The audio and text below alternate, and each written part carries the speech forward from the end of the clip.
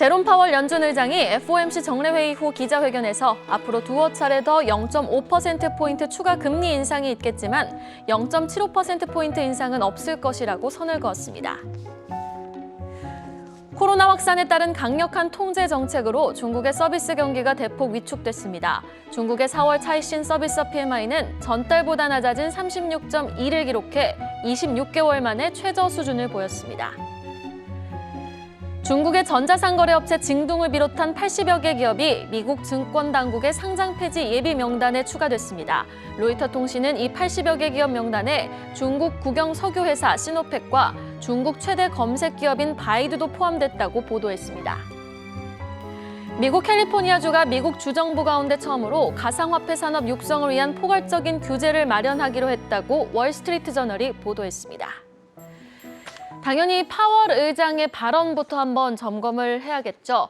매파적이긴 하나 초강력 긴축은 아니라는 분석이었습니다. 하지만 뉴욕 증시의 변동성은 마치 국내 증시의 개별주처럼 어마어마했는데요. 자, 투자자분들은 이번 파월 의장의 발언을 좀 어떻게 해석하시고 투자에 임하시는 게 좋을까요? 네. 자, 매크로 뉴스를 보면서 시장의 흐름을 예측을 할 때는 그 뉴스가 나오기 전에 시장 흐름이 상당히 중요를 합니다. 지금 보시면은 지속적으로 미 연준의 금리 인상 속도, 매파적인 부분에 있어서 시장의 변동성이 아주 크죠. 작년 말부터 또는 올해 초부터 큰 폭의 하락이 일어났었는데 지금 미국 증시의 고점 대비 하락률을 한번 보시면은 다우존스가 13%, S&P 500이 16%, 나스닥이 25% 정도 하락을 미리 했었습니다. 자, 그렇다 보니까 지금 5월 4일 금리 인상 50bp가 나왔는데도 불구하고 시장은 급등을 했다가 또다시 급락을 하는 변동성 장세가 나타나고 있습니다. 자, 미 연준의 발언을 좀 들여다보면은요. 아무래도 이제 치솟는 인플레이션을 대처하기 위한 그런 방법이고 따라서 금리 인상의 폭을 높이고 있습니다. 처음에는 3월 달에 0.25%에서 이번에는 0.5% 올렸고요. 하지만 그 내용에 있어서 추가로 0.75로 올리겠다는 얘기가 없습니다. 앞으로는 그런 계획이 없다라고 얘기를 하고 있고요. 아마도 0.5% 정도를 두 차례 정도 더 할 수 있는 가능성에 대해서는 열어놓았습니다. 또한 지금 양적 축소 부분에 있어서의 발언이 중요한데요. 향후 3개월 동안에 6월 1일부터 시작을 해서 약 300억 달러의 국채 그리고 175억 달러의 모기지 담보부 증권 이 부분에 있어서 롤오프를 시작을 하면서 월간 단위로는 두 개를 더했을 때 950억 달러까지도 늘리겠다 이런 얘기를 하고 있습니다. 또 경제적인 측면에 있어서는 우크라이나 침공 관련해서 인플레이션에 영향을 주는 부분이 있다라는 부분이 있었고요. 또한 코로나19, 코비드에 관련돼서 중국의 이 공급망 혼란이 계속되고 있다라는 부분도 얘기가 나왔습니다. 자, 이런 발언들을 보고 있으면 이 긴축의 속도가 빨라진 건 사실이지만 시장에서 예측하고 있는 것보다는 살짝 더딥니다. 시장의 변동성이 상당히 높아요. 그렇기 때문에 우리는 지금 이 긴축의 속도에 대해서 정확하게 인지를 할 필요가 있겠습니다. 자, 한번 보시면은요, 미 연준의 금리 인상이 과거에 있었던 여러 차례, 1988년부터 2022년까지의 흐름을 보시면은 여기에 나와 있듯이 지금 이 녹색이 지금의 금리 인상 속도를 예측을 해주고 있는 부분입니다. 가장 비슷했던 때가 이 오렌지, 진한 오렌지색 선이죠. 이 오렌지색 선이 보시면 1994년입니다. 그래서 이때와 상당히 많이 비교를 하게 되고요. 우리는 계속 이때와 지금 비교를 하면서 얘기를 하고 있습니다. 자, 그럼 이때의 시장의 흐름을 한번 보시면은 나스닥으로 보겠습니다. 워낙 변동성이 심하니까 1994년 사이클을 보시면 큰 폭의 급락 그리고 급등 또다시 급락 이런 식의 변동성 구간이 자그마치 9개월 하락 조정 구간이 있었습니다. 그리고 나서 반등을 했고 다시 고점을 뚫는 데까지 걸린 시간은 12개월이었다라고 보시면 되겠습니다. 언제부터 하락했나요? 작년 11월 말부터 하락을 했습니다. 그러니까 앞으로 그때부터 9개월로 따지면 8월 달까지 변동성이 있을 수도 있다라는 부분이고요. 98년과 비교해보면 확연히 틀리다는 말씀을 드리겠습니다. 이렇게 급락, 급반등, 바로 상승 이런 모습이죠. 이때는 2020년과 좀 비슷하다고 보시면 되겠습니다. 그래서 지금 현재 시점에서는 오히려 94년과 비교하는 것이 맞다라고 말씀을 드리고 있고요.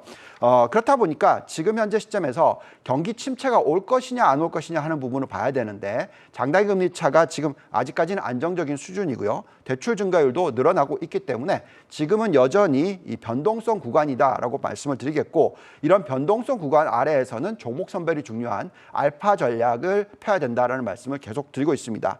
물론 12개월이 지나고 나면 전 고점을 돌파를 할 거다라고 생각은 하고 있습니다만 현재 시점에서는 변동성 장세가 몇 개월 정도 더 이어질 수 있으니까 종목 선별을 잘 하시라는 말씀을 드리겠습니다. 네, 경기 침체의 가능성은 여전히 낮다라면서 종목 선별에 대한 중요성을 강조해 주셨습니다. 이어서 가상화폐 뉴스 한번 터치해 보도록 하겠습니다. 캘리포니아 주가 주정부 처음으로 가상화폐 육성 규제를 마련한다라는 뉴스가 나왔는데요. 사실 가상화폐 그 변동성도 어마어마하지 않았습니까? 우리 휴일 사이에. 그런데도 투자의 대가 워런 버핏은 사실 가상화폐가 가치가 없다는 발언도 했어요. 네. 이에 대해서 본부장님 어떻게 생각하시는지 궁금합니다. 네. 저는 가상화폐에 대해서 처음에 나왔었을 때는 굉장히 회의적이었어요. 그렇지만 점점 더 지금 시각에 대해서 많이 바뀌었고요. 기본적으로 이 블록체인 기술에 대해서는 굉장히 중요하다고 생각을 하고 있습니다. 지금 비트코인의 가격의 흐름도 상당히 그렇게 비슷하게 흘러가고 있어요. 한번 보시면은 정말 변동성이 심했죠. 그렇죠? 그렇지만 요즘 보시면 변동성이 많이 줄었습니다, 오히려. 그래서 이 흐름을 보고 있으면 결국은 이제는 일정한 어떤 화폐의 움직임과 비슷하게 가고도 있다라고 보시면 될 것 같고요. 최근 비트코인의 가격의 추세를 보시면은 연초 대비해서 14.4% 하락을 했으니까 나스닥보다는 덜 하락한 거죠. 예, 그래서 이런 식의 어떤 변동성이 나타나고 있다라고 말씀을 드리겠습니다.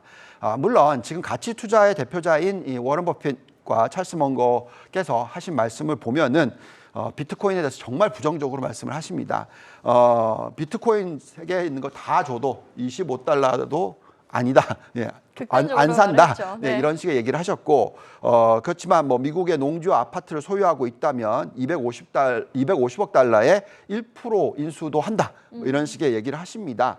그래서 정말 이 블록체인 기술이라든지 비트코인에 대해서 전혀 가치가 없다라고 얘기를 하고 계십니다. 하지만 정부가 그렇게 보고 있지 않아요. 지금 뉴스 나온 걸 보시면은 캘리포니아 주가 정부가 지금 처음으로 가상화폐 산업 육성을 위한 포괄적인 규제를 마련하기로 보도했다. 무슨 얘기냐면 필요하다라고 얘기한 거고요. 대신에 적절한 규제 아래에서 육성을 하겠다라는 얘기입니다. 자, 이렇게 되니까 결국 이 대체자산 관련된 쪽에서 일하는 사람들은 다들 환호를 했고요. 앞으로 이런 여러 행정명령이 일자리를 만들어내고 경제적인 어떤 모습을 만들어내기 때문에 가치가 생기는 것이죠. 그래서 그런 부분을 감안을 해야 되겠습니다. 다만 우리는 이럴 때 어떤 가치를 판단해 봐야 되는데요.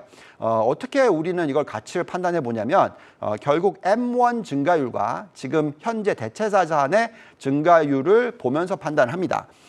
이 대체자산에는 대표적으로 금, 은, 그리고 가상화폐가 있습니다. 그래서 올해 연초 대비해서 이 세 개의 가치가 얼마나 변했느냐 계산해 보면 마이너스 3.9% 정도 돼요. 그런데 지금 M1 증가율이 연초 대비해서 약 1.4% 정도 늘었습니다. 자, 그렇다는 것은 상대적으로 이 가상화폐든 아니면 금이든 은이든 상승할 수 있는 여력은 있다라고 판단하고 있고요. 다만 지금은 인플레이션 시대이기 때문에 금에 대한 관심이 좀 더 많습니다. 그래서 금 가격이 올라갈 경우에는 가상화폐 가격이 올라가기 어렵다라는 부분도 감안하셔야 되겠고요. 중장기적으로 놓고 보면 이 M1 증가율의 변화를 가지고 생각하시면 될 것 같다 말씀을 드리겠습니다.